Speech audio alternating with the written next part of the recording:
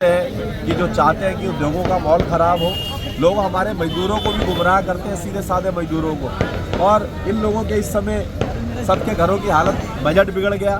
सब नौकरी करने आए हैं, किराए के मकान में रहते हैं, बच्चों की फीस नहीं जा रही थी, किसी की EMI नहीं जा रही है, क्योंकि हम सब छोटे परिवारों के लोग हैं। सब पैसे से, कार्ड से सामान ले लेते हैं। आज स्थितियाँ बहुत ख़राब हो चुकी हैं और कोई सुध लेने वाला नहीं है। जब मेरी बात हुई है, मैंने इनके जो कर्मचारी हैं, सोनू, ये हमारे ललित, इन सब लोगों से भी वार्ता की।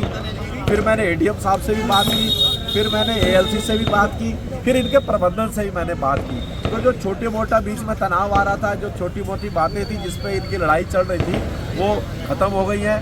वो प्रबंधन ने भी मुझे पूरा भरोसा दे दिया है कि वो सारी बातें मानने को तैयार हैं। इधर से कर्मचारी भी तैयार हैं कि हम बैठ के अब वार्ता करेंगे और बात के साथ काम करेंगे। उनकी तरफ से भी बड़ा दिल किया उन्होंने, उनके प्रबंधन ने। उन्होंने भी कहा है कि हम लोगों को, थोड़े थोड़े लोगों को अंदर करते जाएंगे और जो लोग अच्छा काम करते जाएंगे उनको आगे बढ़ाते जाएंगे और हम धीरे धीरे करके अपने सारे मजदूरों को ले लेंगे। क्योंकि अभी कुछ उन्होंने मजदूर नए भी रख लिए हैं, ये हड़ताल पे थे।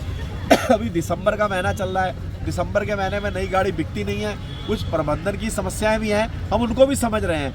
लेकिन हमारा ये प्रयास है कि दोनों पक्षों का हम ऐसा तालमेल करें कि दोबारा ये हड़ताल ना हो। और मैं तो, आप जानते हैं, विषय मजदूरों की बहुत लंबे समय से लड़ाई लड़ता रहा हूँ। सिडकुल के अंदर माननीय मुख्यमंत्री पुष्कर सिंह धामी जी के नेतृत्व में हमने तब भी लड़ाई लड़ी कि उत्तराखंड के नौजवानों को रोजगार मिले। 70% रोजगार के लिए हमने लड़ाई लड़ी।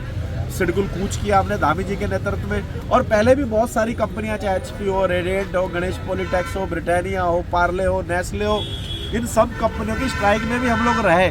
लेकिन हमारे प्रयास से उन कंपनियों में दोबारा स्ट्राइक कभी नहीं हुई, क्योंकि फिर जब मजदूर और मालिक दोनों हाथ मिला लेते हैं और कोई बीच में ऐसा सेतु बन जाता है कि दोनों को जोड़ने का काम करता है, गुमराह नहीं करता है, सीधी बात करता है, तो फिर उस कंपनी में दोबारा हड़ताल हुई भी नहीं है। ये उदाहरण आपके सामने है।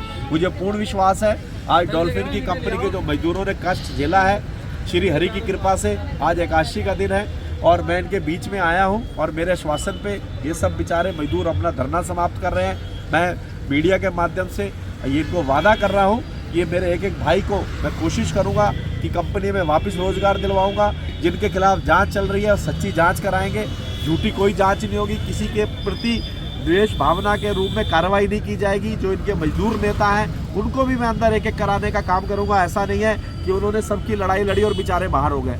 मैं प्रयास करूंगा और कंपनी के प्रबंधन से ही मेरी बात हुई, बहुत अच्छे लोग हैं। उनकी बातों से कहीं मुझे ऐसा नहीं लग रहा कि वो इनसे कहीं अलग है, लेकिन बीच में परिस्थितियां ऐसी बन गई हैं। लेकिन दोनों पक्षों की तरफ से अब ऐसा उम्मीद है कि जो इनका पूर्ण समझौता हुआ है उस पर वो भी एग्री हो गया, ये भी एग्री हो गया। धीरे धीरे सारे मजदूर अंदर जाते जाएंगे और एक साथ सारे मजदूरों की लेने की बात जो नहीं हो पा रही थी, इस पर समझौता अटका था, तो उन्होंने कुछ क्राइटेरिया बनाया कि धीरे धीरे मजदूरों को परसेंटेज के अनुसार अंदर समायोजित करते जाएंगे और नए मजदूरों को वो जोड़ते चले जाएंगे। फिर धीरे धीरे सारे लोग अंदर चले जाएंगे। और जो इनके केस हैं, जो मुकदमे हैं दोनों पक्षों की तरफ से, वो भी मैं कोशिश करूंगा कि इनको भी वापस हो जाए, उनकी तरफ से वापस हो जाए।